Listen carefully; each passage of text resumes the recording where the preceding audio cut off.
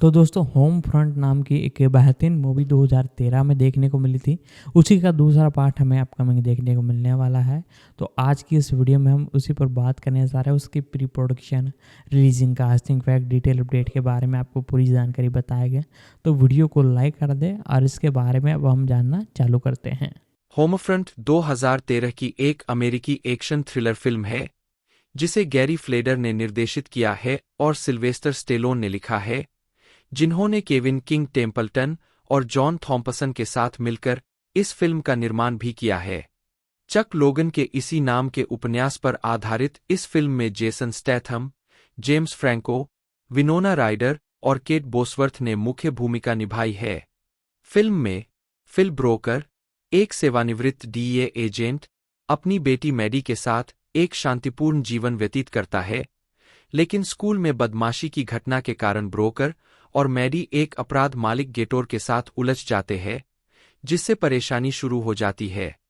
फिल्मांकन 1 अक्टूबर 2012 को new Orleans, Louisiana में शुरू हुआ। होमफ्रंट 27 नवंबर 2013 को रिलीज हुई थी। 2 कथानक।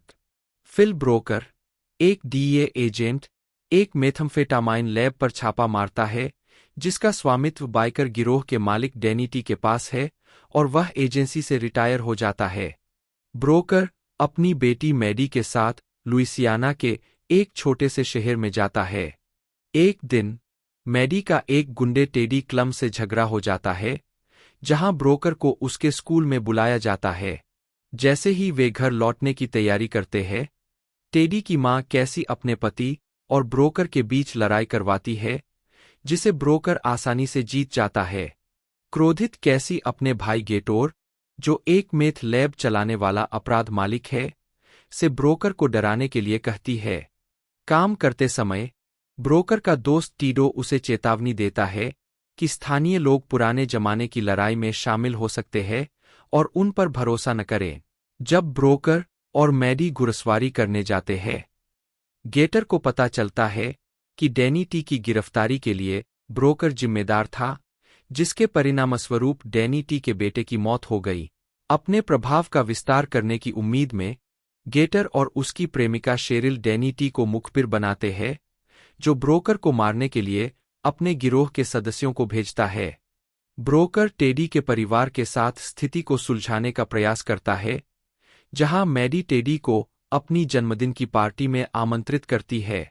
जैसे जैसे टेडी और मैडी के दोस्त बनने से दोनों परिवारों के बीच तनाव धीरे धीरे कम होता है, गेटर कैसी को ब्रोकर से दूर रहने की चेतावनी देता है। ब्रोकर के डीईए संपर्क उसे चेतावनी देते हैं कि गेटर डैनी टी के साथ शामिल हो सकता है। बाद में ब्रोकर गेटर की मेथ लैब में जाता है और जाल बिछाता है, लेकिन वह गेटर के गुंडों द्वारा वश में कर लिया जाता है और उसे प्रताड़ित किया जाता है।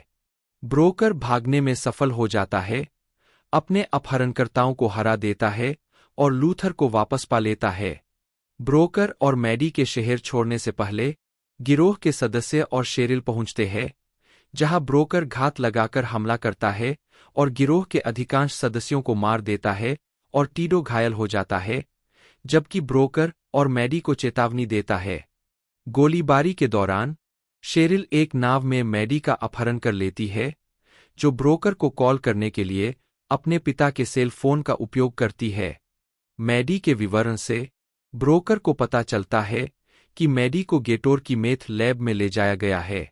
गोलीबारी की खबर सुनने के बाद कैसी गेटोर के गोदाम में पहुंचती है, जहां वह मैडी को वहां पाकर भयभीत हो जाती है।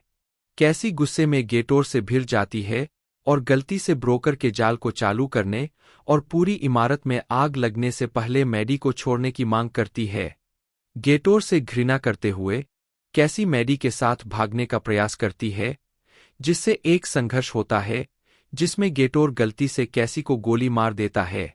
गेटोर मैडी के साथ अपने ट्रक में भाग जाता है, ब्रोकर उसका पीछा करता है। जब ब्रोकर अपनी कार को दुर्घटनाग्रस्त करता है, तो गेटोर उसे गोली मारने की तैयारी करता है, लेकिन मैडी द्वारा विचलित हो जाता है, जिसे वह अपने ट्रक में वापस लाने का प्रयास करता है। ध्यान भटकाने का फायदा उठाते हुए ब्रोकर खुद को मुक्त करता है और मैडी के साथ फिर से मिलने से पहले गेटोर को बुरी तरह से पीटता है। गेटोर और शेरिल को गिरफ्तार कर लिया जाता है, जबकि टीडो और कैसी को अस्पताल ले जाया जाता है। बाद में ब्रोकर जेल में डैनी टी से मिलने जाता है, उसे बताता है कि जब डैनी टी को आखिरकार रिहा किया जाएगा तो वह उसके आसपास ही रहेगा। गैरी फ्लेडर बटा FLEDR बटा 1 जन्म 19 दिसंबर 1965, एक अमेरिकी फिल्म निर्देशक, पटकथा लेखक और निर्माता है। उनकी सबसे हाल ही में पूरी हुई फिल्म होमफ्रंट नवंबर 2013 में ओपन रोड फिल्म्स और मिलेनियम फिल्म्स द्वारा रिलीज की गई थी। 2 हाल के वर्षों में वे टेलीविजन पायलटों के एक विपुल निर्देशक रहे हैं। 3, 4, 5 जीवन और कैरियर। फ्लेडर का जन्म एक यहूदी परिवार 6 में नॉरफॉक, वर्जीनिया में लोरेन और हैरी फ्लेडर के बेटे के रूप में हुआ था। 7, 8 बोस्टन विश्वविद्यालय और USC School of Cinematic Arts से स्नातक। फ्लेडर ने 1993 में Tales from the Crypt, Forever Ambergris, Steve Buscemi और रोजर डाल्ट्रे अभिनीत के एक पुरस्कार विजेता एपिसोड के साथ अपना टेलीविजन करियर शुरू किया। 9 तब से उन्होंने LA Doctors, Blind Justice, The Evidence, The Shield, Life on Mars, Happy Town, Starcrossed, Turn, Washington Spies and Kingdom सहित 1 दर्जन से अधिक टेलीविजन सीरीज के पायलट और एपिसोड निर्देशित किए हैं। 10 वे अक्टूबर रोड, लाइफ अनएक्सपेक्टेड और द आर्ट ऑफ मोर के कार्यकारी निर्माता और लगातार निर्देशक थे। 10 फ्लेडर ने 1996 में homicide, life on the street के एक एपिसोड सबवे का निर्देशन किया, जिसने अपने अतिथि कलाकार विंसेंट डिनफ्रियो के लिए पीबॉडी पुरस्कार अर्जित किया। 11 उन्होंने एमी पुरस्कार विजेता mini series from the earth to the moon के एक एपिसोड को निर्देशित करने के लिए निर्माता टॉम हैंक्स के साथ भी सहयोग किया। डेनवर में करने के लिए चीजें जब आप मर चुके हों, फ्लेडर की पहली फीचर फिल्म, जिसका प्रीमियर 1995 के कान फिल्म समारोह में हुआ था। 12 फ्लेडर के बोस्टन विश्वविद्यालय के सहपाठी और लगातार सहयोगी स्कॉट रोसेनबर्ग द्वारा लिखी गई यह अपराध फिल्म एक पंथ पसंदीदा बनी हुई है और ट्रीट विलियम्स के करियर को पुनर्जीवित करने का श्रेय दिया गया है। डेनवर ने कई कलाकारों के साथ फ्लेडर के पहले काम को चिह्नित किया जो आवर्ती सहयोगी बन गए हैं, जिनमें प्रोडक्शन डिजाइनर, कला निर्देशक Nelson quotes, costume designer Abigail मरे, स्क्रिप्ट सुपरवाइजर एलिजाबेथ लुडविक और संगीतकार स्टीव वीसबर्ग शामिल है। तब से फ्लेडर ने कई थ्रिलर का निर्देशन किया है, जिसमें शामिल है किस द गर्ल्स 1997, जिसमें एशले जूर और मॉर्गन फ्रीमैन ने अभिनय किया, डोंट से अ वर्ड 2001, जिसमें ब्रिटनी मर्फी और माइकल डगलस ने अभिनय किया, इम्पोस्टर 2002, जो कि फिलिप के डिक की लघु कहानी पर आधारित एक विज्ञानफाई थ्रिलर है, जिसमें गैरी सिनिस, मैडेलिन स्टोव और विंसेंट डिनफ्रियो ने अभिनय किया, और रनवे जूरी 2003, जिसमें जॉन क्यूसैक और अकादमी पुरस्कार विजेता जीन हैकमैन और डस्टिन हॉफमैन ने अभिनय किया और जो जॉन ग्रिशम के उपन्यास पर आधारित है। अक्टूबर 2008 में रिलीज हुई द एक्सप्रेस में डेनिस क्वेड, रॉब ब्राउन और चार्ल्स एस डटन मुख्य भूमिका में है। द एक्सप्रेस एर्नी डेविस 1939 से 1963 की कहानी बताती है, जो हेसमैन ट्रॉफी के पहले अफ्रीकी अमेरिकी विजेता थे। फ्लेडर डायरेक्टर्स गिल्ड की विशेष परियोजना समिति के सदस्य है और उन्होंने USC School of cinema and television में सहायक संकाय के रूप में काम किया है। वह और स्कॉट रोसेनबर्ग बोस्टन में रेडस्टोन फिल्म फेस्टिवल में एक वार्षिक लघु पटकथा प्रतियोगिता प्रायोजित करते हैं। उन्हें ब्रायन माइकल बेंडिस के आत्मकथात्मक ग्राफिक उपन्यास फॉर्च्यून एंड ग्लोरी में दर्शाया गया है, जो बेंडिस के कारनामों का अनुसरण करता है जब हॉलीवुड उनके एक काम को फिल्म में रूपांतरित करने के लिए बुलाता है। व्यक्तिगत जीवन, फिल्मोग्राफी, फिल्में। डेनवर में जब आप मर चुके हों तो क्या करें 1995, किस द गर्ल्स 1997, एक शब्द भी मत कहो 2001, impostor 2001, runaway jury 2003, the express, the Ernie Davis story 2008, homefront 2013, television, air time 1992, the companion 1994, happy town 2010, life unexpected 2010, Vegas 2012, beauty and the beast pilot 2012, starcrossed 2014, kingdom 2014 और 2015, टर्न, वाशिंगटन के जासूस 2015, अधिक की कला 2015, A Midsummer Nightmare 2017, The Bold Type 2017, Lincoln Rhyme, Hunt for the Bone Collector 2020, episode 5, Game On, गालना, Jason Statham Phil Broker के रूप में, James Franco, Morgan Gator Bodine, Winona Ryder, Sheryl Marie Mott, Kate Bosworth, Cassie Bodine Klum, Rachelle Lefevre Susan Hetch के रूप में, Frank Grillo, Cyrus Hanks, Clancy Brown, sheriff Keith Rodrigue, Izabela Vidovic, Maddy Broker. इसके अलावा Marcus Hester ने Jimmy क्लम की भूमिका निभाई है, ओमर बेंसन मिलर ने टीडो की भूमिका निभाई है तथा चक जीटो ने डैनी टी टूरी की भूमिका निभाई है। उत्पादन, सिल्वेस्टर स्टेलोन ने इसकी पटकथा लिखी है, जो चक लोगन के इसी नाम के उपन्यास पर आधारित है।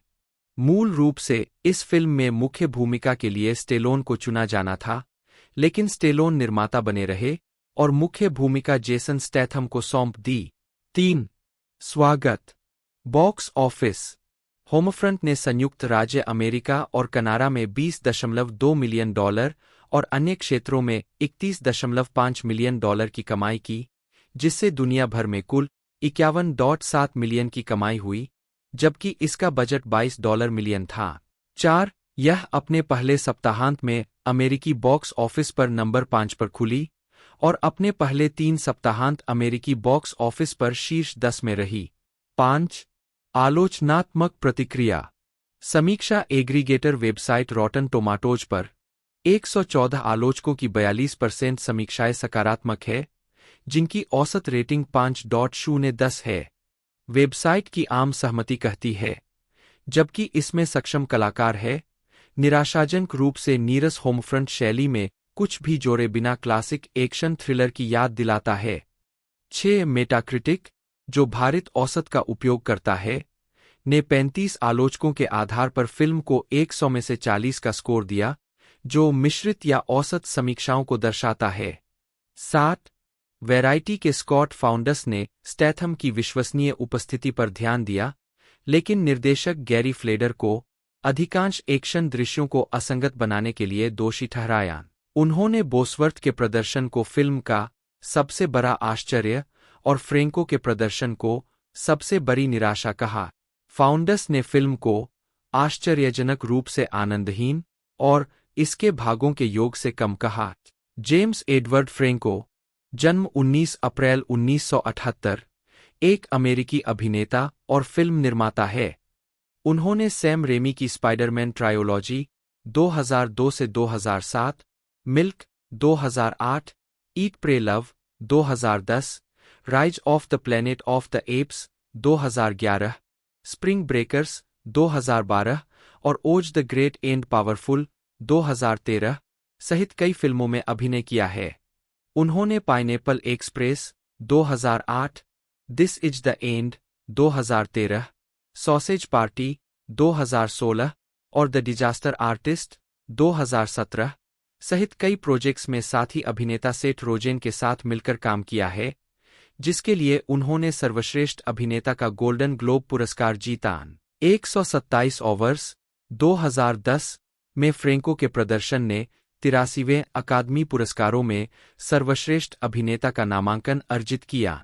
उनकी पहली प्रमुख टेलीविजन भूमिका अल्पकालिक कलाकारों की टुकड़ी वाली comedy drama freaks and Geeks 1999 से 2000 में डैनियल डेसारियो की थी, जिसने एक पंथ का विकास किया। उन्होंने टेलीविजन जीवनी फिल्म जेम्स डीन 2001 में शीर्षक चरित्र को चित्रित किया, जिसके लिए उन्होंने गोल्डन ग्लोब पुरस्कार जीता और स्क्रीन एक्टर्स गिल्ड अवार्ड और प्राइम टाइम एमी अवार्ड के लिए नामांकन प्राप्त किया। फ्रेंको ने day time soap opera General hospital 2009 से 2012 में एक आवर्ती भूमिका निभाई और सीमित श्रृंखला 11.22.63 2016 में अभिनय किया। उन्होंने डेविड साइमन द्वारा निर्मित HBO नाटक द ड्यूस 2017 से 2019 में अभिनय किया। 2014 में एक 17 वर्षीय लड़की ने इंस्टाग्राम पर उसके और फ्रेंको के बीच कथित संदेशों के कई स्क्रीनशॉट पोस्ट किए। 1-2 संदेशों से पता चला कि फ्रेंको, जो तब 35 वर्ष का था, ने उससे एक होटल के कमरे में मिलने की कोशिश की, जबकि उसने उसे बताया था कि वह केवल 17 वर्ष की है। 3-4 2018 में लॉस एंजल्स टाइम्स ने बताया कि 5 महिलाओं ने फ्रेंको पर अनुचित या यौन शोषणकारी व्यवहार का आरोप लगाया था, जब फ्रेंको उनके अभिनय शिक्षक या संरक्षक के रूप में काम कर रहे थे। 5 एक अभिनय स्कूल शिक्षक के रूप में अपने कार्यकाल के दौरान छात्रों के साथ यौन संबंध रखने की उनकी स्वीकृति के कारण 2021 में मुकदमे और $2.2 मिलियन का यौन दुराचार समझौता हुआ। 6-7 प्रारंभिक जीवन। जेम्स एडवर्ड फ्रेंको का जन्म कैलिफोर्निया के पालो ऑल्टो में 19 अप्रैल 1978 को हुआ था। 9 उनकी मां बेट्सी लू नीवर्ने बच्चों की किताबों की लेखिका और कभी-कभार अभिनेत्री है, और उनके पिता Douglas Eugene Franco silicon valley का व्यवसाय चलाते थे। 10-11 उनके पिता पुर्तगाली और स्वीडिश वंश के थे, जबकि उनकी मां रूसी यहूदियों के परिवार से थीं। 12-13-14 उनकी नानी मार्जोरी नी पीटरसन युवा वयस्क पुस्तकों की एक प्रकाशित लेखिका है। 11-15 उनके नाना डैनियल ने 1940 के कुछ समय बाद उनका उपनाम वेरोविच से बदलकर वर्ने कर दिया। 14-16-17 और उनकी नानी मिज्जी नी लेविने क्लीवलैंड ओहियो में प्रमुख वर्ने आर्ट गैलरी की मालिक थीं और यहूदी महिलाओं की राष्ट्रीय परिषद में एक सक्रिय सदस्य थीं। 18-19-20 फ्रेंको के परिवार का पालन पोषण शैक्षणिक, उदार और काफी हद तक धर्मनिरपेक्ष था। 21 वह अपने 2 छोटे भाइयों अभिनेता टॉम और डेव के साथ कैलिफोर्निया में पले बढ़े। 22 एक गणित विशेषज्ञ फ्रेंको ने लॉकहीड मार्टिन में इंटर्नशिप की। 23 उन्हें अक्सर उनके पिता द्वारा अच्छे ग्रेड लाने के लिए प्रोत्साहित किया जाता था और उन्होंने एसएटी में अच्छा प्रदर्शन किया। 21 उन्होंने 1996 में पालो ऑल्टो हाई स्कूल से स्नातक की उपाधि प्राप्त की, जहां उन्होंने नाटकों में अभिनय किया। इसके कारण उन्हें थिएटर की पढ़ाई के लिए 1998 में सीसा में दाखिला लेना पड़ा। 23-24 अपने हाई स्कूल के वर्षों में फ्रेंको को कम उम्र में शराब पीने, भित्तिचित्र बनाने और एक ऐसे समूह का हिस्सा होने के लिए गिरफ्तार किया गया था जो डिपार्टमेंट स्टोर से डिजाइनर सुगंधे चुराकर सहपाठियों को बेचते थे।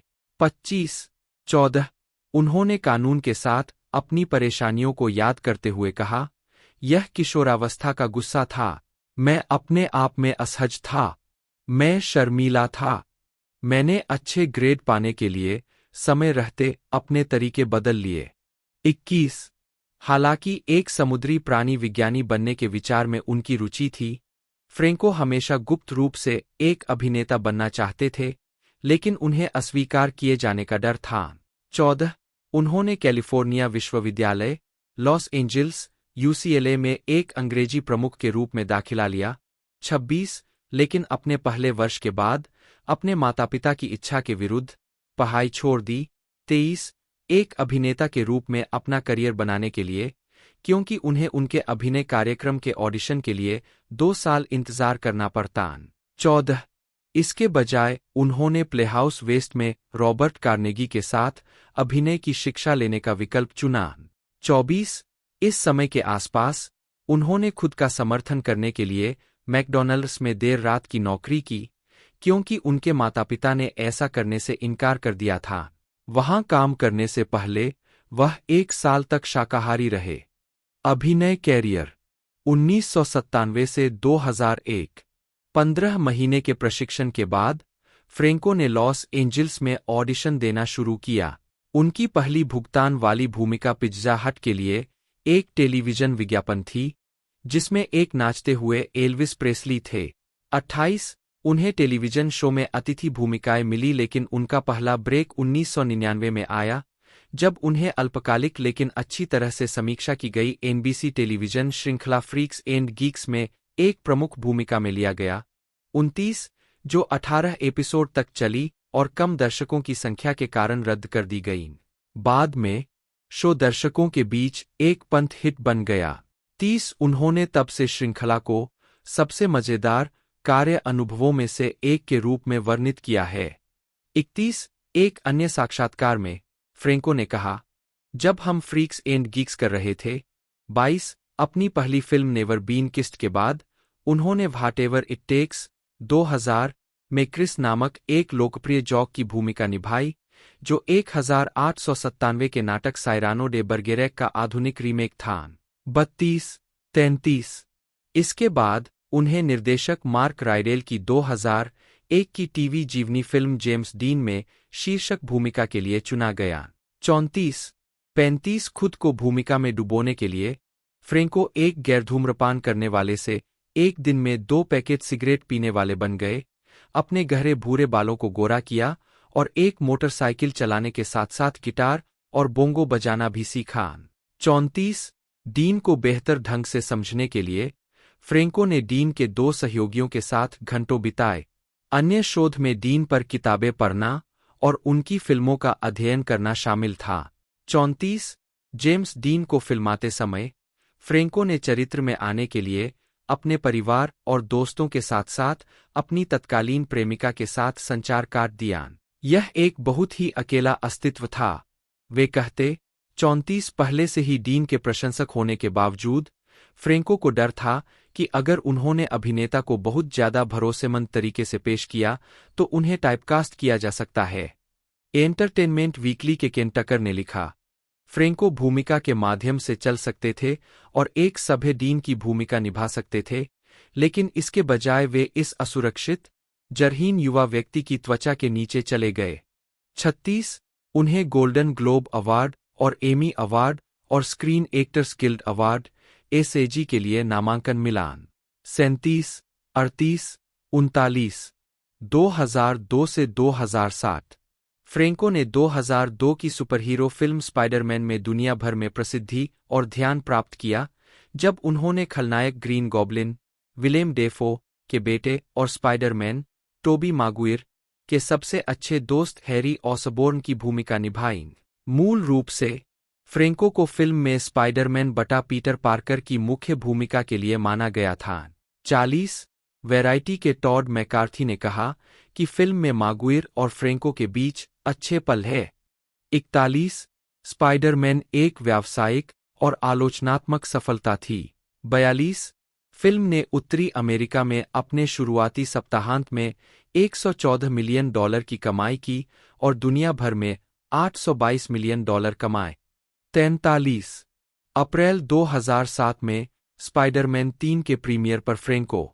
इसके बाद उन्होंने सन्नी में अभिनय किया, जो 2002 में रिलीज हुई थी, जिसमें उन्हें निकोलस केज ने निर्देशित किया था, जिनकी भागीदारी ने फ्रेंको को फिल्म की ओर आकर्षित किया था।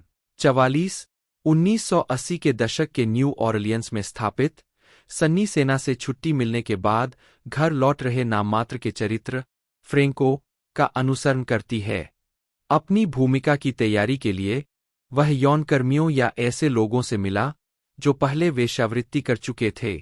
44 फिल्म को आलोचकों द्वारा नकारा गया था। फ्रेंको को ड्रामा सिटी बाय द सी 2002 में एक बेघर ड्रग एडिक्ट के रूप में लिया गया था, जब सहकलाकार रॉबर्ट डी नीरो ने जेम्स डीन में उनके काम का एक अंश देखा था। 34 विषय वस्तु को बेहतर ढंग से समझने के लिए वह कई दिनों तक सड़कों पर रहे। 21 पहली स्पाइडरमैन फिल्म की सफलता ने फ्रेंको को 2004 की अगली कड़ी स्पाइडरमैन 2 में भूमिका निभाने के लिए प्रेरित किया। फिल्म को आलोचकों द्वारा अच्छी तरह से प्राप्त किया गया था, 42 और यह उत्तरी अमेरिका के लिए एक नया शुरुआती सप्ताहांत बॉक्स ऑफिस रिकॉर्ड स्थापित करते हुए एक बड़ी वित्तीय सफलता साबित हुई। 46 दुनिया भर में $783 मिलियन की आय के साथ यह 2004 में दूसरी सबसे ज्यादा कमाई करने वाली फिल्म बन गई। 43 अगले वर्ष उन्होंने ब्लैक कॉमेडी द एप 21 और 2005 की युद्ध फिल्म द ग्रेट रेड बनाई और उनमें अभिनय किया, जिसमें उन्होंने संयुक्त राज्य अमेरिका की सेना की कुलीन 6ठी रेंजर बटालियन के एक कप्तान रॉबर्ट प्रिंस का किरदार निभाया था। पहले के लिए उन्होंने 8 महीने तक मुक्केबाजी का प्रशिक्षण लिया और दूसरे के लिए उन्होंने घुड़सवारी और तलवारबाजी का अभ्यास किया। 47 इसके बाद उन्होंने अपने निजी पायलट लाइसेंस के लिए प्रशिक्षण पूरा किया। फ्लाईबॉयज में अपनी भूमिका की तैयारी में 25 जिसे सितंबर 2006 में रिलीज किया गया था, उसी महीने फ्रेंको द विकर मैन में संक्षिप्त रूप से दिखाई दिए, जो कि सेमिनल हॉरर फिल्म का रीमेक था। इसके अलावा 2006 में उन्होंने रोमांटिक कॉमेडी द हॉलिडे में एक कैमियो भूमिका निभाई। 35 अगस्त 2006 में फ्रैंको पैट्रिक पाल्मा के साथ 2 सीटों वाले F-18B में ब्लू एंजेल्स नंबर 7 में सवारी करने की तैयारी कर रहे हैं। उन्होंने स्पाइडरमैन 3, 2007 में फिर से हैरी ऑसबोर्न का किरदार निभाया। पिछली 2 फिल्मों की सकारात्मक समीक्षाओं के विपरीत स्पाइडरमैन 3 को आलोचकों द्वारा मिश्रित प्रतिक्रिया मिली। 42 बहरहाल दुनिया भर में $891 मिलियन की कुल कमाई के साथ यह श्रृंखला की सबसे सफल फिल्म है और फ्रेंको की अब तक की सबसे ज्यादा कमाई करने वाली फिल्म है। 43 इसी वर्ष फ्रेंको ने अपाटो निर्देशित कॉमेडी नॉक्ड अप में खुद के रूप में एक कैमियो उपस्थिति दर्ज की, जिसमें फ्रीक्स एंड गीक्स के पूर्व छात्र सेथ रोजेन, जेसन सेगेल और मार्टिन स्टार ने अभिनय किया था। 25 फ्रेंको ने कम बजट की स्वतंत्र फिल्म केमिली में सियाना मिलर के साथ सह-अभिनय किया। 2007 में उनकी अन्य परियोजनाओं में गुड टाइम मैक्स शामिल थी, जिसे फ्रेंको ने लिखा, निर्देशित किया और उसमें अभिनय किया। इस फिल्म का प्रीमियर 2007 के ट्रिबेका फिल्म फेस्टिवल में हुआ और यह 2 प्रतिभाशाली भाइयों की कहानी बताती है जो जीवन में बहुत अलग-अलग रास्ते अपनाते हैं। एक डॉक्टर बन जाता है, जबकि दूसरा भाई, फ्रेंको, बेरोजगारी का अनुभव करता है और ड्रग्स का उपयोग करता है। अभिनेता ने खुद को उस भूमिका में कास्ट करने का फैसला किया क्योंकि यह वास्तव में सिर्फ उन्मूलन की एक प्रक्रिया थी। मैं जिम्मेदार सर्जन की तुलना में इस भूमिका 2008 से 2010। इसके बाद उन्होंने पाइनएप्पल एक्सप्रेस 2008 में अभिनय किया, जो सेथ रोजेन द्वारा सहअभिनीत और सहलिखित और जुड अपाटो द्वारा निर्मित एक स्टोनर कॉमेडी थी। 41 फ्रेंको के चरित्र के बारे में अपाटो ने कहा, आप उससे कहते हैं, ठीक है, आप एक पॉट डीलर की भूमिका निभाने जा रहे हैं, और वह एक त्रिआयामी चरित्र के साथ वापस आता है, जिस पर आपको पूरी तरह से विश्वास होता है कि वह मौजूद है। वह इसे बहुत गंभीरता से लेता है, तब भी जब यह कॉमेडी हो।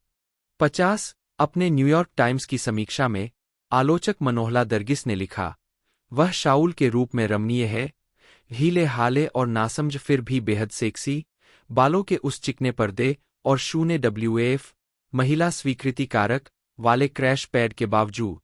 यह एक अप्रभावी, उदार प्रदर्शन है।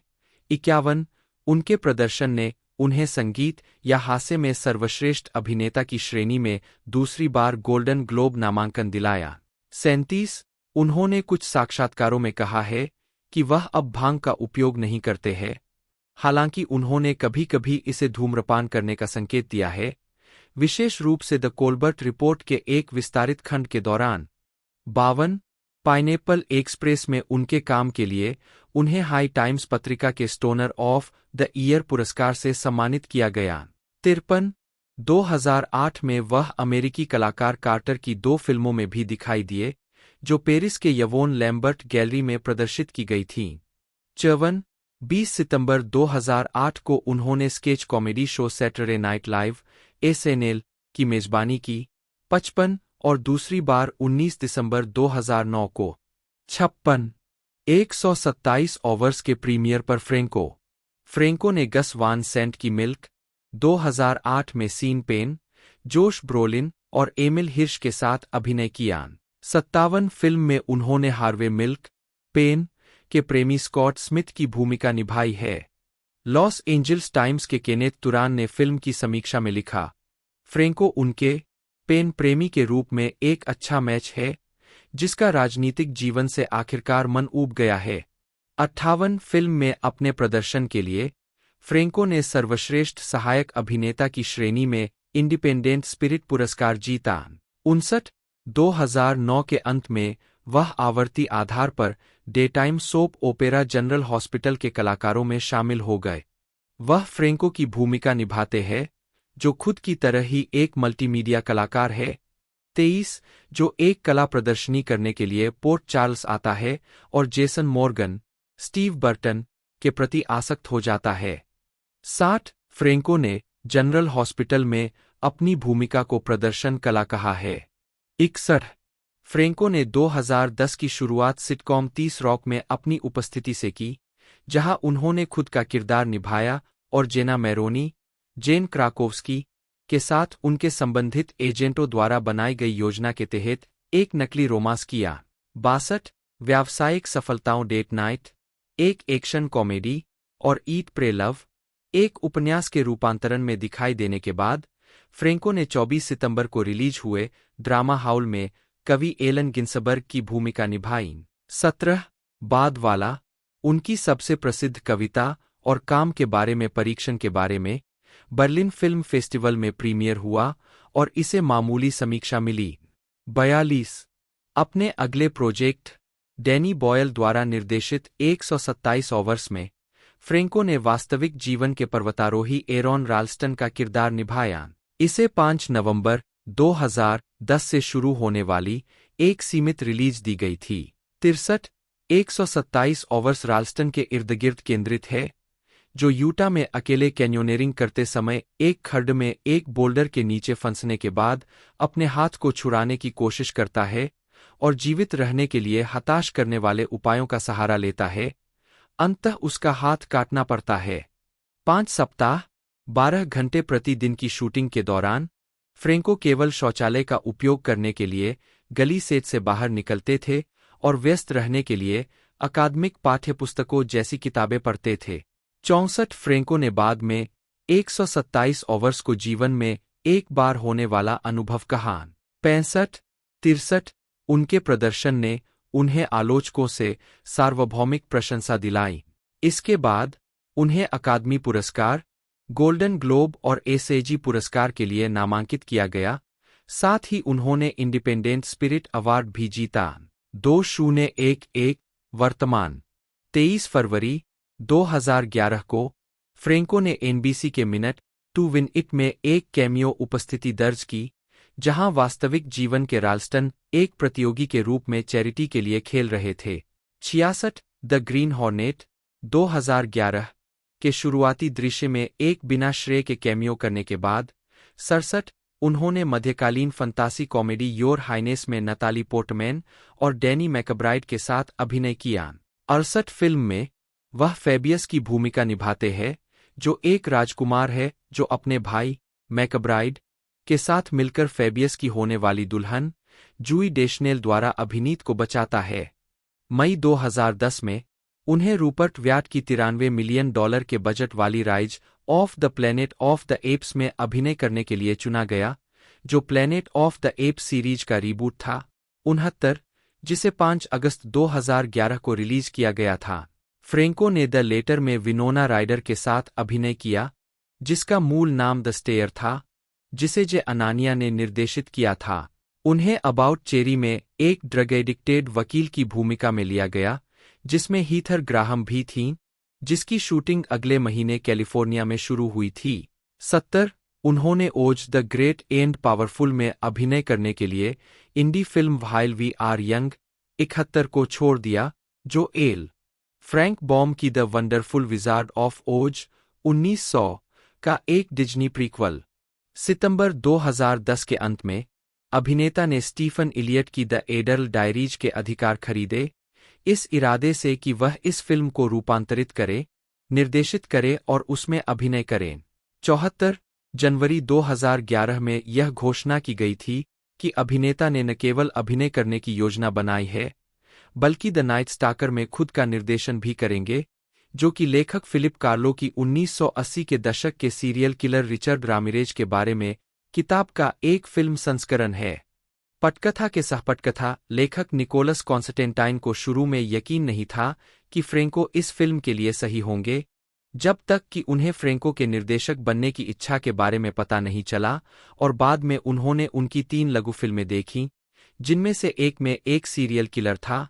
अंततः लेखक को इस बात की पुष्टि हुई कि अभिनेता का एक गहरा पक्ष भी था। 75 यह फिल्म 2013 के कान फिल्म फेस्टिवल में अनसर्टेन रिगार्ड सेक्शन में दिखाई गई थी। 77 2013 के अंत में फ्रेंको ने दिस इज द एंड में खुद के काल्पनिक संस्करण के रूप में अभिनय किया, जो सेथ रोजन, जे बरूचेल, क्रेग रॉबिन्सन, जोना हिल और डैनी मैकब्राइड के साथ एक सर्वनाश के दौरान एक घर में फंस गया था, जो खुद के काल्पनिक संस्करण भी थे। फरवरी 2012 में फ्रेंको ने कॉर्मैक मैकार्थी के 1973 के उपन्यास चाइल्ड ऑफ गॉड के फिल्म संस्करण की शूटिंग शुरू की, जिसमें स्कॉट हेज ने लेस्टर बेलार्ड की भूमिका निभाई है। यह फिल्म टेनेसी के एक युवा वनवासी के भ्रष्ट और हिंसक आवेगों को दर्शाती है, जब उसे उसकी पैतृक जमीन से बेदखल कर दिया जाता है। चाइल्ड ऑफ गॉड को 70वें वेनिस फिल्म महोत्सव में आधिकारिक प्रतियोगिता में चुना गया। यह 2013 के टोरंटो अंतर्राष्ट्रीय फिल्म महोत्सव के लिए एक आधिकारिक चयन और प्रतिष्ठित 51वें न्यूयॉर्क फिल्म महोत्सव के लिए एक आधिकारिक चयन था। 2013 में फ्रेंको ने हार्मनी कोरिन की स्प्रिंग ब्रेकर्स में Vanessa Hudgens, Selena Gomez, Ashley Benson, Gucci Mane और रेचल कोरिन के साथ गैंगस्टर एलियन की भूमिका। 79 मार्च 2013 में यह घोषणा की गई कि फ्रेंको जॉन स्टीनबेक के ऑफ माइस एंड मेन के पुनरुद्धार में जॉर्ज की भूमिका में अपना 2014 ब्रॉडवे स्टेज डेब्यू करने के लिए तैयार थे। 80 अक्टूबर 2013 में फ्रेंको 30 सेकंड्स टू मार्स के सिटी ऑफ एंजल्स के संगीत वीडियो में दिखाई दिए। 8 मार्च 2013 को फ्रेंको को 6838 हॉलीवुड बुलेवार्ड पर स्थित हॉलीवुड वॉक ऑफ फेम पर एक स्टार मिला। 82 न्यूयॉर्क फिल्म क्रिटिक्स सीरीज के चाइल्ड ऑफ गॉड के प्रीमियर पर फ्रेंको। अप्रैल 2014 में फ्रेंको ने टेक्नो कलर सनग्लासेस का निर्देशन किया और उसमें दिखाई दिए, जिसने गुच्ची के आईवियर संग्रह को बढ़ावा दिया। 83 दिसंबर में फ्रेंको ने विवादास्पद Sony comedy thriller the interview में अभिनय किया, एक ऐसी फिल्म जिसने संयुक्त राज्य अमेरिका और उत्तर कोरिया के बीच वास्तविक दुनिया के राजनयिक संबंधों में एक केंद्रीय भूमिका निभाई, क्योंकि वे 2014 के सोनी हैकिंग की घटना से संबंधित थे। 84 अप्रैल 2015 में आई एम माइकल और ट्रू स्टोरी नामक उनकी 2 परियोजनाएं 2015 सनडांस फिल्म फेस्टिवल में दिखाई गईं। आई एम माइकल में फ्रेंको एक समलैंगिक कार्यकर्ता की भूमिका निभाते हैं, जो अपनी समलैंगिकता को अस्वीकार करता है और एक प्रेमिका के साथ एक रूढ़िवादी ईसाई पादरी बन जाता है। 2015 में फ्रेंको को हुलू सीमित श्रृंखला 11.22.63 के लिए मुख्य भूमिका में लिया गया था, जो स्टीफन किंग के इसी नाम के उपन्यास पर आधारित है। 86 8 एपिसोड की श्रृंखला का प्रीमियर 15 फरवरी 2016 को हुआ। 87 2016 में फ्रेंको ने किंग कोबरा का सहनिर्माण और अभिनय किया, जो समलैंगिक अश्लील अभिनेता ब्रेंट कोरिगन के उदय और ब्रायन कोकिस की हत्या की सच्ची कहानी है। फ्रेंको ने जोसेफ केरेक्स की भूमिका निभाई, जिसे अपने साथी के साथ हत्या का दोषी ठहराया गया था। दिसंबर 2016 में रिलीज हुई कॉमेडी भाई हिम में फ्रेंको ने एक अपरिपक्व टेकर बप्ती की भूमिका निभाई, जिसकी प्रेमिका के रूढ़िवादी पिता युगल के रिश्ते में हस्तक्षेप करने की कोशिश करते हैं। 88 वह अपने पुराने दोस्त और लगातार सहयोगी डैनी मैकब्राइड के साथ माइकल फेसपेंडर और नूमी रैपेस के साथ एलियन प्रीक्वल एलियन कॉवनेंट में संक्षिप्त रूप से दिखाई दिए। उन्होंने कॉवनेंट जहाज के कप्तान और कैथरीन वाटरस्टोन द्वारा निभाए गए डेनियल के पति ब्रैंसन की भूमिका निभाई। फिल्म 19 मई 2017 को रिलीज हुई थी। 89 2016 में फ्रेंको ने द डिजास्टर आर्टिस्ट का निर्देशन, सहनिर्माण और अभिनय किया, जो अभिनेता ग्रेग सेस्टरो की इसी नाम की नॉनफिक्शन किताब का फिल्म रूपांतरण है, जो द रूम के निर्माण के बारे में है, जिसे अब तक की सबसे खराब फिल्मों में से एक माना जाता है। 90 फिल्म में फ्रेंको ने फिल्म के स्टार, निर्देशक, पटकथा लेखक और निर्माता टॉमी विस्सू का किरदार निभाया, जबकि फ्रेंको के भाई डेव ने सेस्टरो का किरदार निभाया। 91 फ्रेंको पूरे शूटिंग के दौरान विस्सू के किरदार में बने रहे। 92 द डिजास्टर आर्टिस्ट 1 दिसंबर 2017 को सकारात्मक समीक्षाओं के साथ रिलीज किया गया, जबकि विस्सू के उनके चित्रण ने लगभग सार्वभौमिक प्रशंसा प्राप्त की। 93 उनके प्रदर्शन ने सर्वश्रेष्ठ अभिनेता, मोशन पिक्चर, म्यूजिकल या कॉमेडी। 2017 के अंत में लगभग 40 वर्षीय फ्रेंको ने कहा कि वह खुद पर ध्यान केंद्रित करने के लिए धीमा हो रहा था। 95 23 दिसंबर 2021 को फ्रेंको ने लगभग 4 वर्षों में अपना पहला साक्षात्कार दिया, जब वह जेस कैगल पॉडकास्ट के एक एपिसोड में दिखाई दिए। 96 अगस्त 2022 में फ्रेंको को क्यूबा में एलिना में फिदेल कास्त्रो के रूप में चुना गया, एक कास्टिंग निर्णय जिसे फिदेल कास्त्रो की बेटी ने समर्थन दिया था। 97 98 अन्य परियोजनाएं। फ्रेंको ऑटोग्राफ देते हुए। फ्रेंको ने सैटरडे नाइट नामक एक डॉक्यूमेंट्री का निर्माण और निर्देशन किया, जिसमें एसएनएल के एक एपिसोड के निर्माण में 1 सप्ताह का दस्तावेजीकरण किया गया।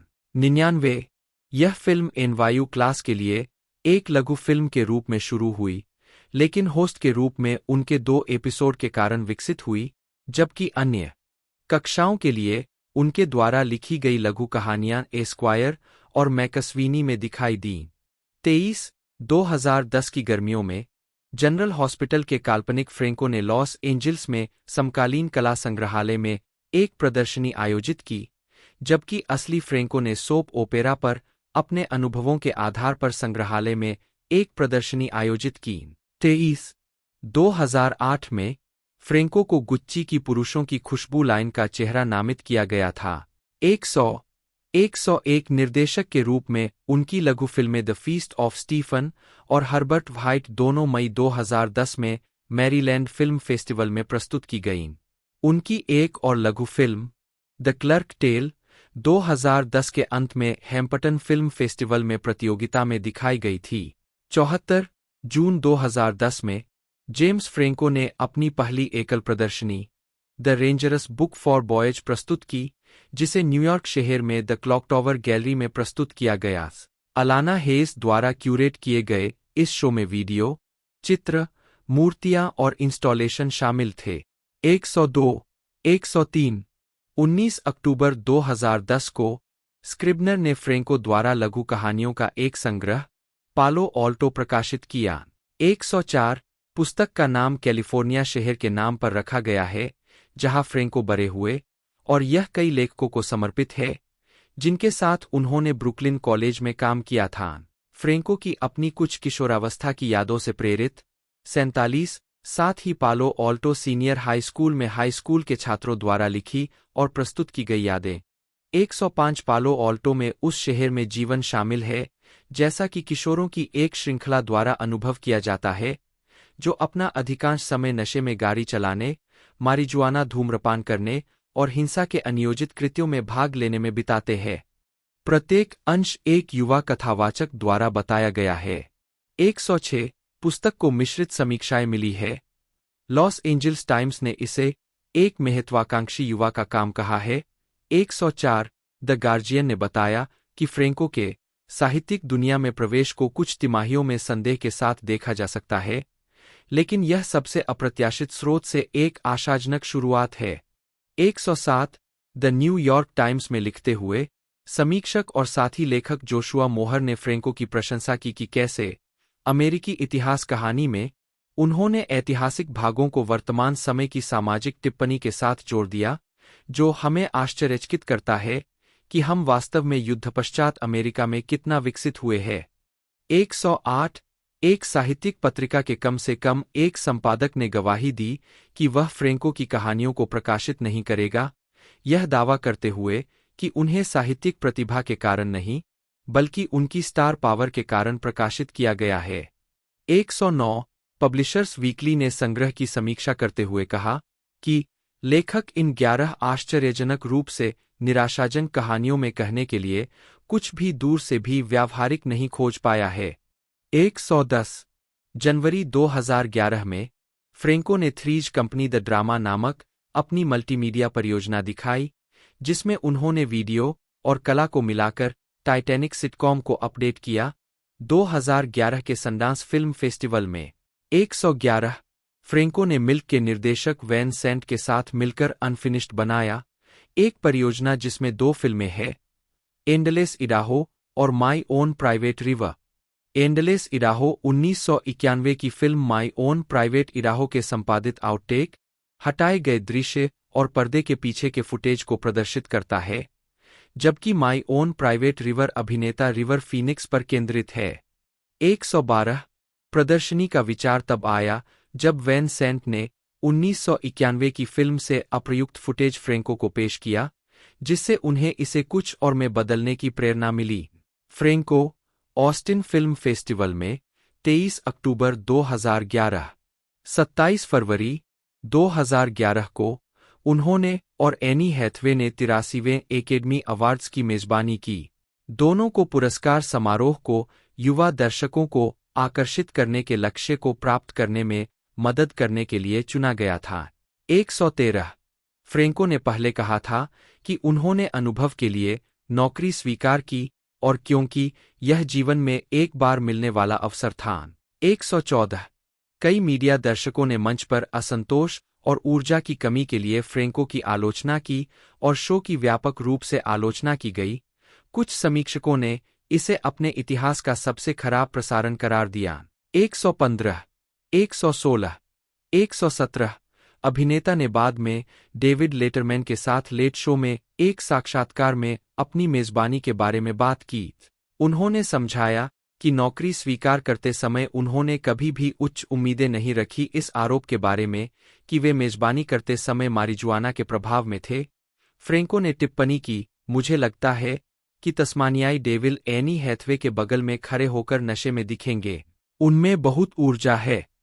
उन्होंने निष्कर्ष निकाला कि उन्होंने अपनी पूरी कोशिश की और प्रसारण के दौरान उनकी ऊर्जा कम हो सकती थी। 118 मई में फ्रेंको ने न्यूयॉर्क के स्टेला एडलर स्टूडियो में अपने नृत्य थिएटर निर्देशन की शुरुआत की, जहां उन्होंने सभी प्रदर्शनों का वर्णन किया।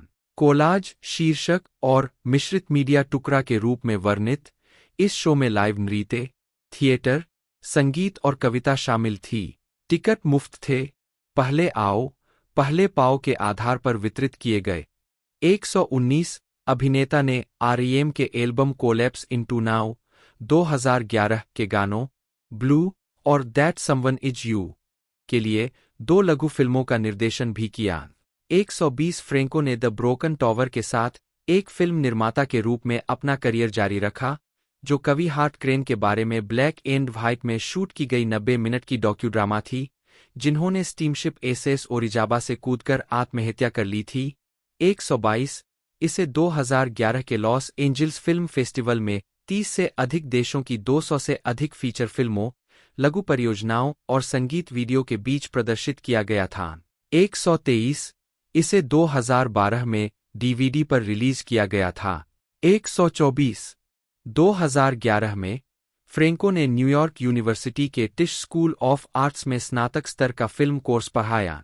125 126 उन्होंने यूएससी और यूसीएलए में फिल्म कक्षाएं भी पढ़ाई है, साथ ही ऑनलाइन लर्निंग कम्युनिटी स्किलशेयर पर स्क्रीन राइटिंग क्लास भी पढ़ाई है।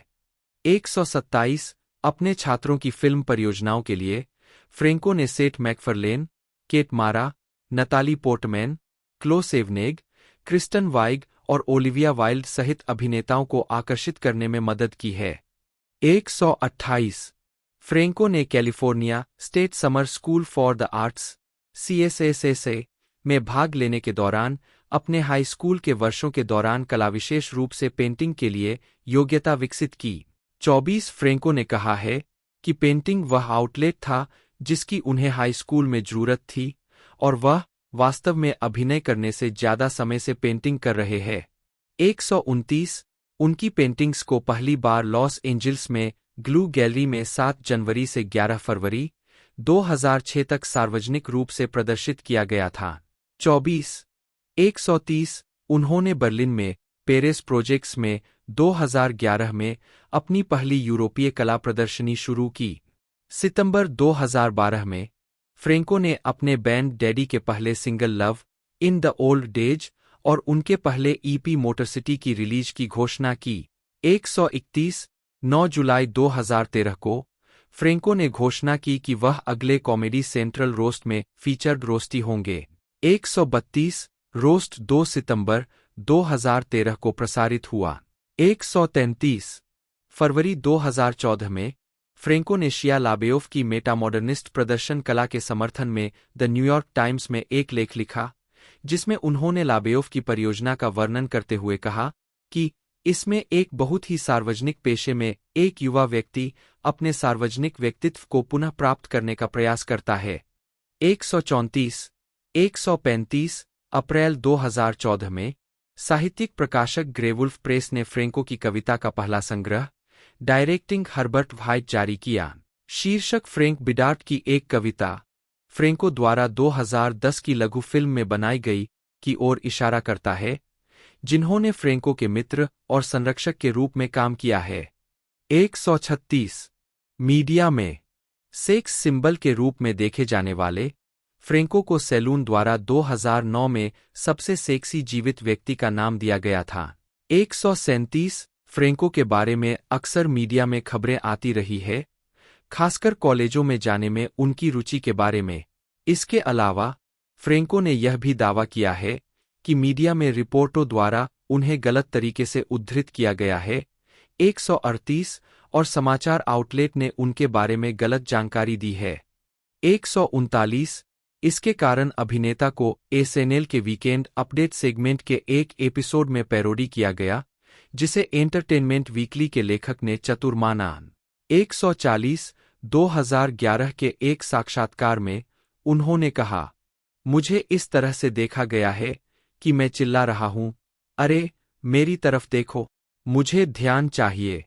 मैं अपने बारे में लेख लिखवाने के लिए स्कूल नहीं जा रहा हूं, मैं बस स्कूल जा रहा हूं। लेकिन यह तथ्य कि मैं स्कूल जा रहा हूं या कोई मेरी सोते हुए तस्वीर लेता है, ऐसा है जैसे हम उस पर कूद पड़ेंगे और उसकी हरकतों के लिए उसकी आलोचना करेंगे। कौन सी हरकतें? मैं लिखता हूं, मैं फिल्में बनाता हूं, मैं स्कूल जा रहा हूं, मैंने ऑस्कर की मेजबानी की, मैं इन परियोजनाओं को गंभीरता से लेता हूं। 138 फ्रेंको ने जानबूझकर सेल्फी प्रकाशित करने के लिए ख्याति अर्जित की है और दिसंबर 2013 में द न्यूयॉर्क टाइम्स के लिए एक व्याख्यात्मक लेख लिखा था।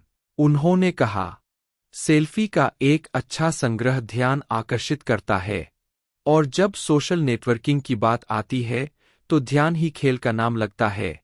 एक बटन के क्लिक पर बहुत अधिक जानकारी के इस युग में पढ़ने और देखने के लिए बहुत सी चीजों के बीच दर्शकों को आकर्षित करने की शक्ति वास्तव में शक्ति है। यह वही है जो मूवी स्टूडियो अपने उत्पादों के लिए चाहते हैं, यह वही है जो पेशेवर लेखक अपने काम के लिए चाहते हैं, यह वही है जो समाचार पत्र चाहते हैं, अरे यह वही है जो हर कोई चाहता है। ध्यान शक्ति है। 141 अप्रैल 2012 में शालोम लाइफ ने फ्रेंको और उनके भाई डेव को 50 प्रतिभाशाली और आकर्षक यहूदी पुरुषों की सूची में नंबर 2 पर स्थान दिया। 142 2013 में फ्रेंको को कवर मॉडल के रूप में दिखाया गया और पुरुषों की पत्रिका मैन ऑफ द वर्ल्ड में फोकस किया गया। 143 मीडिया के अन्य रूपों में शिकागो स्थित theatre company under the gun theatre ने फ्रेंको से प्रेरित होकर और उनके नाम पर एक शो विकसित किया। डियर जेम्स फ्रेंको के 2015 के प्रोडक्शन में मशहूर हस्तियों द्वारा लिखे गए पत्रों का इस्तेमाल, पैरोडी और डिकंस्ट्रक्ट किया गया। प्रदर्शनों में उनके विषय पर व्यंग्य करने के लिए कामचलाऊ व्यवस्था का इस्तेमाल किया गया। 144 व्यक्तिगत जीवन, धार्मिक मान्यताएं। फ्रेंको ने खुद को यहूदी बताया है। 16 अपनी धर्मनिरपेक्ष परवरिश के बारे में उन्होंने द गार्जियन को बताया कि उन्हें ऐसा लगता है जैसे उन्होंने यहूदी अनुभव को खो दिया है, लेकिन उनके यहूदी दोस्तों ने उन्हें इस बारे में चिंता न करने के लिए कहा है और उसी साक्षात्कार में कहा कि उन्हें समुदाय के स्रोत के रूप में धर्म का विचार पसंद है। जब उनसे पूछा गया कि क्या वह आस्तिक है, तो उन्होंने जवाब दिया, ईश्वर में मुझे नहीं पता। हाँ, एक हद तक यह एक जटिल प्रश्न है। 21 2015 में उन्होंने एक आधिकारिक बार मिज्वा समारोह आयोजित किया जिसकी अध्यक्षता एक रब्बी ने की। 145 रिश्ते और कामुकता। एलजीबीटी समुदाय के प्रति उनके समर्थन और उनकी परियोजनाओं में समलैंगिक पात्रों के चित्रण के कारण फ्रेंको की कामुकता मीडिया स्रोतों में चर्चा का विषय रही है। 146 429 पत्रिका के साथ मार्च 2015 के एक साक्षात्कार में फ्रेंको ने फिर से अपनी कामुकता के बारे में बात की, जिसमें कहा गया 20 और 30 के दशक में वे समलैंगिकता को इस आधार पर परिभाषित करते थे कि आप कैसे काम करते हैं और आप किसके साथ सोते हैं। नाविक हर समय लोगों के साथ संभोग करते थे, लेकिन जब तक वे मर्दाना तरीके से व्यवहार करते थे उन्हें समलैंगिक नहीं माना जाता था। खैर, मुझे यह सोचना पसंद है कि मैं अपनी कला में समलैंगिक हूं और अपने जीवन में सीधा हूं। विनोना बहुत होशियार थी। वह 15 साल की थी। फिल्म में वह 16 साल की हो गई थी। वह एक विलक्षण प्रतिभा थी। बहुत छोटी उम्र से ही वह एक पुरानी आत्मा थी। उसे वाकई शब्दों और कल्पनाओं की समझ थी। उसने ढेर सारी पुरानी फिल्में देखी थी। वह बौद्धिक रूप से वाकई परिष्कृत थी। उसमें वेरोनिका जैसी खूबसूरती थी। उसमें बुद्धिमत्ता थी। वह बिल्कुल हीदर के विपरीत थी। डेनिस डी नोवी, हीथर्स के निर्माता। 1985 में राइडर ने एक वीडियो टेप ऑडिशन भेजा जहां उन्होंने जेडी सालिंगर के उपन्यास फ्रेनी एंड जूई से एक मोनोलॉग सुनाया ताकि वह फिल्म डेजर्ट ब्लूम में दिखाई दे सके। हालांकि यह भूमिका एनाबेथ गिश के पास चली गई। 17 लेखक निर्देशक डेविड सेल्टजर ने उन्हें अपने हाई स्कूल ड्रामा लुकास 1986 में कास्ट किया, जिसमें कोरी हैम, चार्ली शीन और केरी ग्रीन ने अभिनय किया था। जब उनसे पूछा गया कि वह अपना नाम क्रेडिट में कैसे दिखाना चाहती है, तो उन्होंने अपने उपनाम के रूप में राइडर का सुझाव दिया क्योंकि उनके पिता का एक मिच राइडर एल्बम बैकग्राउंड में चल रहा था। 17 विनोना की अगली फिल्म स्क्वायर डांस 1987 थी, जहां उनका किशोर चरित्र दो अलग-अलग दुनियाओं के बीच एक सेतु बनाता है। लुकास में उन्हें देखने के बाद निर्देशक टिम बर्टन ने अपनी फिल्म बीटलजूइस 1988 में विनोना राइडर को कास्ट किया। 23 उन्होंने एक जाहिल किशोरी के रूप में अभिनय किया जिसका परिवार गीना डेविस, एलेक बाल्डविन और माइकल कीटन द्वारा निभाए गए भूतों से भरे एक प्रेतवाधित घर में चला जाता है। फिल्म बॉक्स ऑफिस पर सफल रही और फिल्म के साथ साथ राइडर के प्रदर्शन को आलोचकों से ज्यादातर सकारात्मक समीक्षा मिली। 24-25 इसके अलावा 1988 में वह किफर सदरलैंड और रॉबर्ट डाउनी जूनियर के साथ 1969 में दिखाई दी, जो वियतनाम युद्ध और अमेरिकी परिवारों में इसके कारण पैदा हुए तनाव के बारे में एक नाटक था। राइडर ने अगली बार स्वतंत्र फिल्म हीथर्स 1989 में अभिनय किया। यह फिल्म किशोर जीवन पर एक व्यंग्यात्मक रूप है, जिसमें राइडर और क्रिश्चियन स्लेटर हाई स्कूल के प्रेमी के रूप में है, जो लोकप्रिय छात्रों को मारना शुरू कर देते हैं। उसके एजेंट ने शुरू में उससे भूमिका को ठुकराने की विनती की, कहा कि फिल्म उसका करियर बर्बाद कर देगी। 14 फिल्म के लिए आलोचनात्मक प्रतिक्रिया काफी हद तक सकारात्मक थी। 26 और राइडर के प्रदर्शन को सकारात्मक रूप से प्राप्त किया गया था। द वाशिंगटन पोस्ट ने राइडर को हॉलीवुड की सबसे प्रभावशाली सरल राइडर को हमें उसकी किशोर उम्र की हत्यारिन से प्यार करने पर मजबूर कर दिया, एक उज्ज्वल मजाकिया लड़की जिसमें थोड़ी बोनी पार्कर थी, वह ग्रेगरी की लड़की की यौन मासूमियत के बाद से सबसे अधिक पसंद की जाने वाली, सबसे अच्छी तरह से तैयार की गई युवा वयस्क नायिका है। 28 राइडर की 1989 की अन्य प्रमुख भूमिका biopic great balls of fire में थी, जिसमें उन्होंने rock and roll idol Jerry Lee Lewis की 13 वर्षीय दुल्हन और चचेरी बहन की भूमिका निभाई थी। यह फिल्म बॉक्स ऑफिस पर असफल रही और आलोचकों से मिश्रित समीक्षा प्राप्त की। 29 राइडर 1989 में मोजो निक्सन के Debbie Gibson is pregnant with my two headed love child के संगीत वीडियो में भी दिखाई दिए। 30 राइडर ने 1990 के दशक की शुरुआत 3 प्रमुख भूमिकाओं के साथ की। फंतासी फिल्म एडवर्ड सिजरहैंड्स 1990 में वह अपने तत्कालीन प्रेमी जॉनी डेप के साथ मुख्य भूमिका निभाने के लिए निर्देशक टिम बर्टन के साथ फिर से जुड़ी।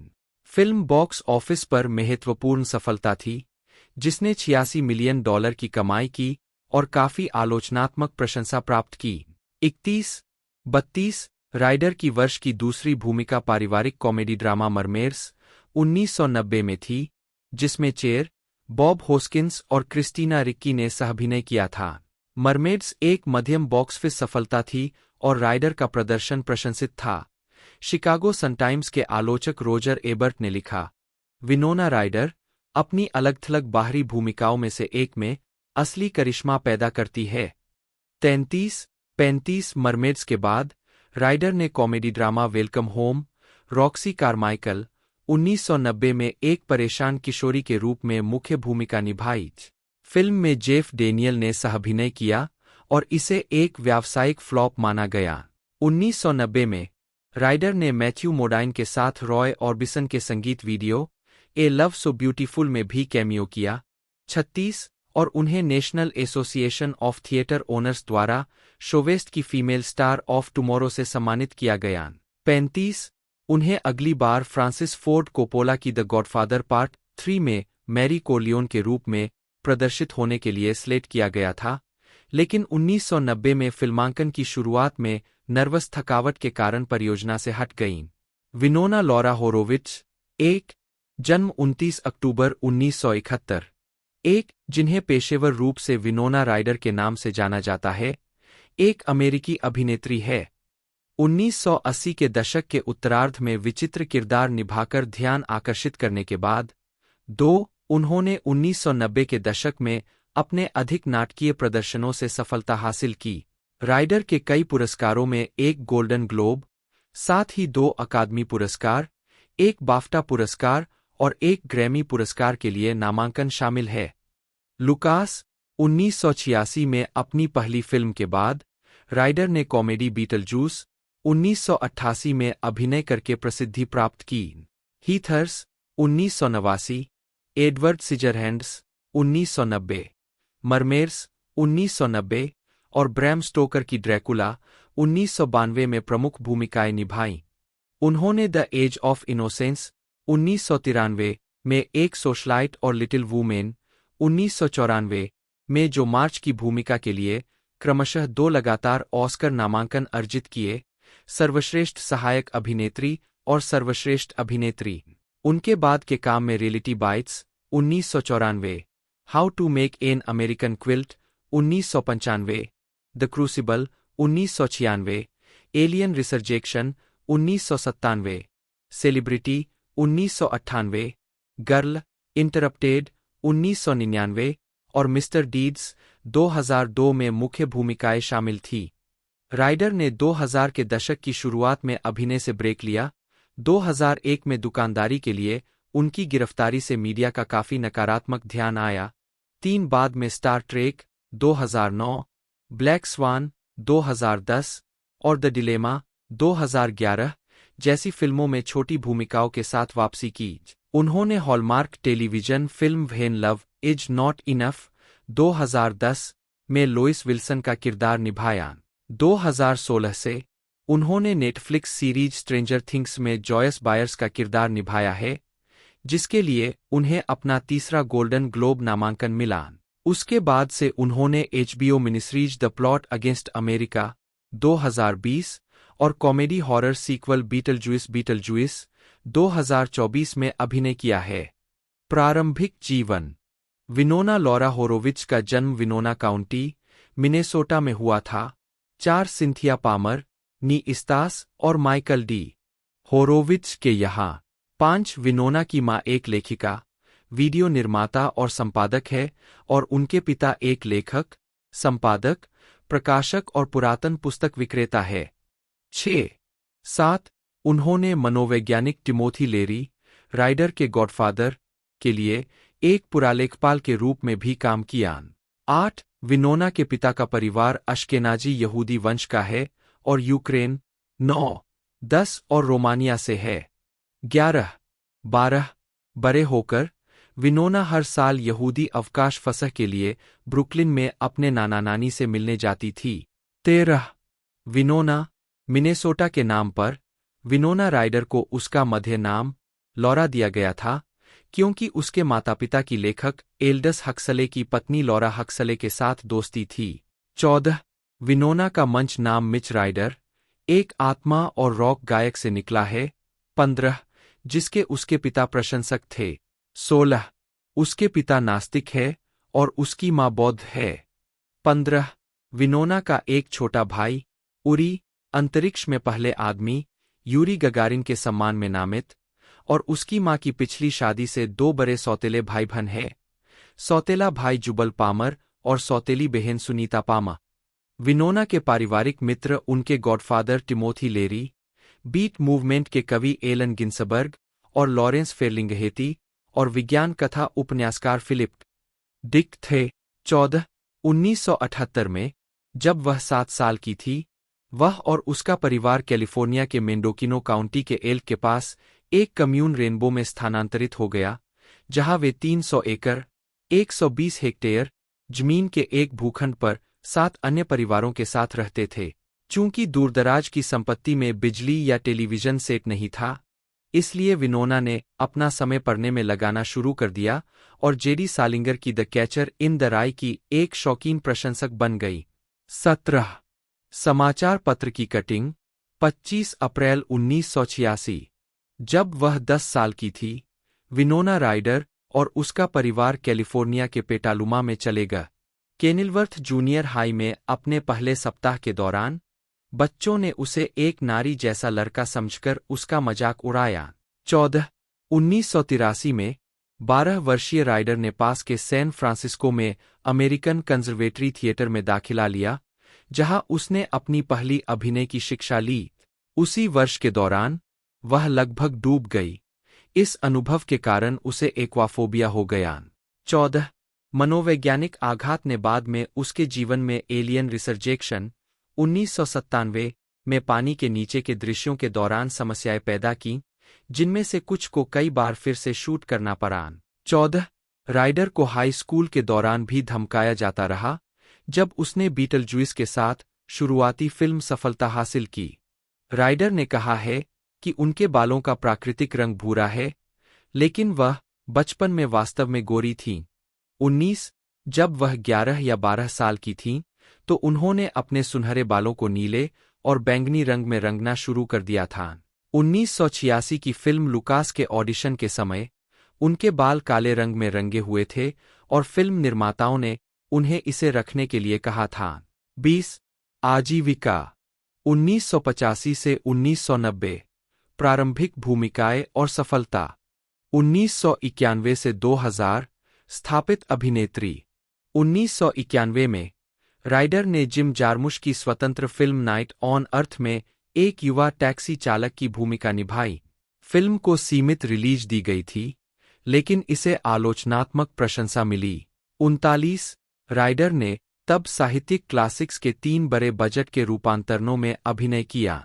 पहला ब्रैम स्टोकर का ड्रैकुला 1992 था, जिसे फ्रांसिस फोर्ड कोपोला ने निर्देशित किया था और राइडर को मीना मरे और काउंट ड्रैकुला के पिछले प्रेमी राजकुमारी एलिसाबेटा की दोहरी भूमिका में दिखाया था।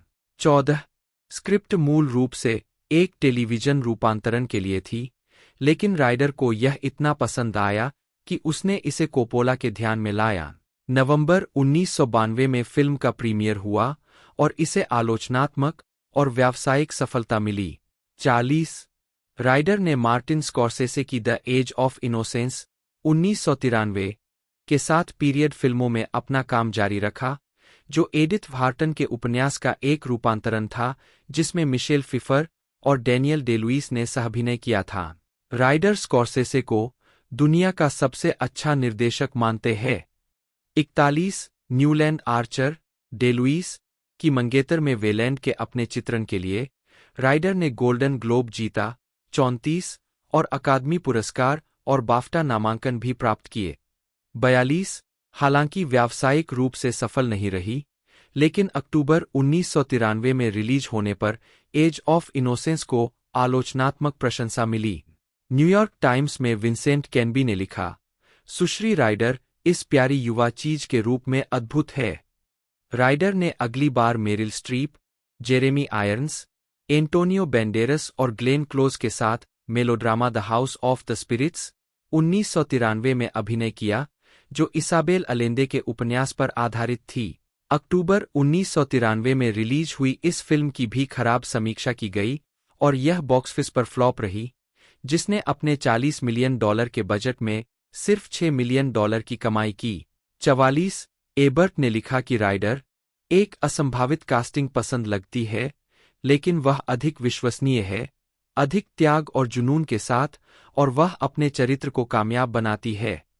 45 राइडर को अगली बार अभिनेता रिवर फीनिक्स के साथ ब्रोकन ड्रीम्स 46 में अभिनय करने के लिए तैयार किया गया था।